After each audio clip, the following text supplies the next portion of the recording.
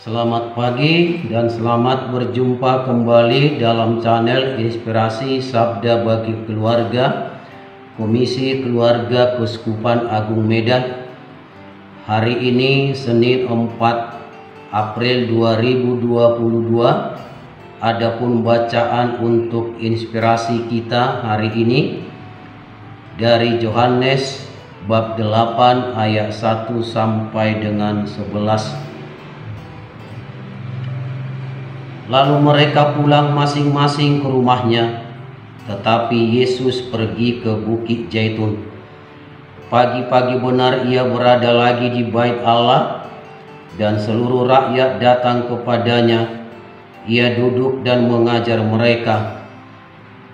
Maka ahli-ahli Taurat dan orang-orang Farisi membawa kepadanya seorang perempuan yang kedapatan berbuat zina.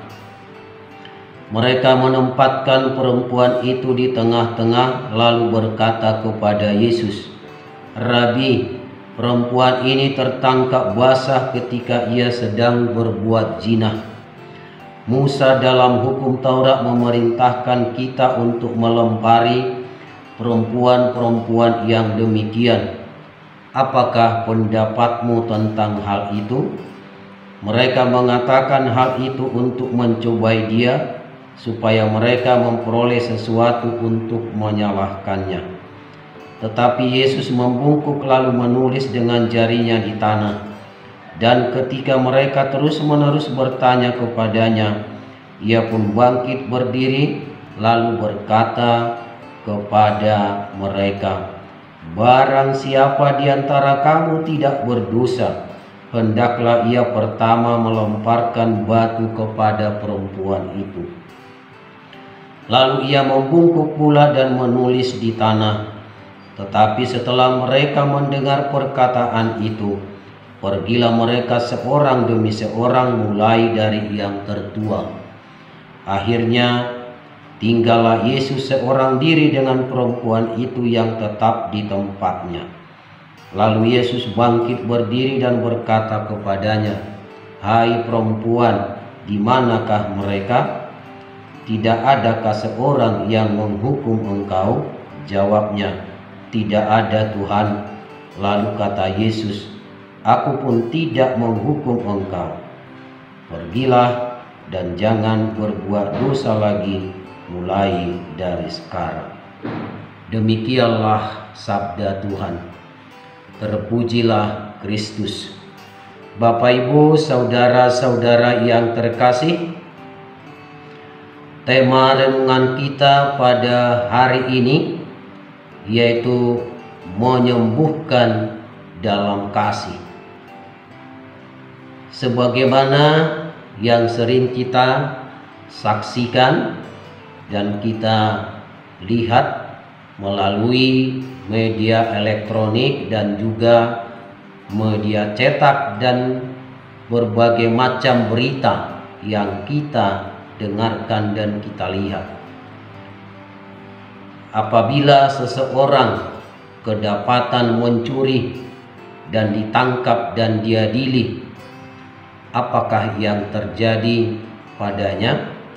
Tentu saja ia akan diproses, dan kalau memang benar bersalah dan akan diberikan atau dijatuhkan hukuman yang setimpal dengan perbuatan-perbuatan kejahatannya. Untuk suatu kesalahan atau permasalahan, seringkali pemberian hukuman dianggap sebagai satu-satunya jalan keluar. Hukuman dianggap memberikan efek jera supaya pelaku tidak mengulangi perbuatan-perbuatan kejahatan. Pertanyaan bagi kita, Bapak, Ibu, saudara-saudara, benarkah hukuman membuat si pelaku jera? Benarkah hukuman benar-benar menyelesaikan masalah yang ada? Karena banyak kita lihat para nabi Setelah selesai menerima masa hukuman, kembali ke masyarakat atau kepada keluarga, tidak sedikit mengulangi perbuatan-perbuatan kejahatan. Demikian juga Injil hari ini. Ahli-ahli Taurat dan orang-orang Farisi mempunyai keinginan untuk memberikan hukuman kepada seorang perempuan yang kedapatan tengah melakukan zina.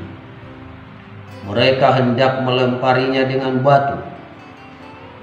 Namun cara ini tidak menyelesaikan masalah secara tuntas di hadapan Tuhan Yesus. Bahkan Tuhan Yesus sebaliknya justru mengatakan, barang siapa yang tidak berdosa, ia boleh melempari perempuan itu. Artinya Tuhan Yesus hendak mengatakan bahwa memang manusia atau setiap orang pasti berdosa, tetapi tidaklah tepat jika kita menggunakan hukuman secara fisik sebagai cara untuk menghentikan dosa. Itulah yang diingatkan oleh Yesus lewat sabdanya pada hari ini. Bila diibaratkan bahwa dosa itu adalah penyakit, penyakit tersebut tidak akan dapat sembuh melalui hukuman. Hukuman malah akan membuat penyakit itu semakin parah. Pesan Tuhan Yesus dalam sabdanya kepada kita, khususnya dalam ayat yang ke-11, sebenarnya hendak menunjukkan kepada kita bahwa menyadarkan seseorang atas kesalahannya adalah cara yang terbaik untuk menyembuhkan seseorang dan menunjukkan hidup yang sesungguhnya. Sikap untuk tidak melakukan perbuatan dan kejahatan dan sikap untuk tidak memberikan hukuman yang menunjukkan bahwa kasih justru menyembuhkan dan memberikan kehidupan dan bukan malah membunuh kehidupan.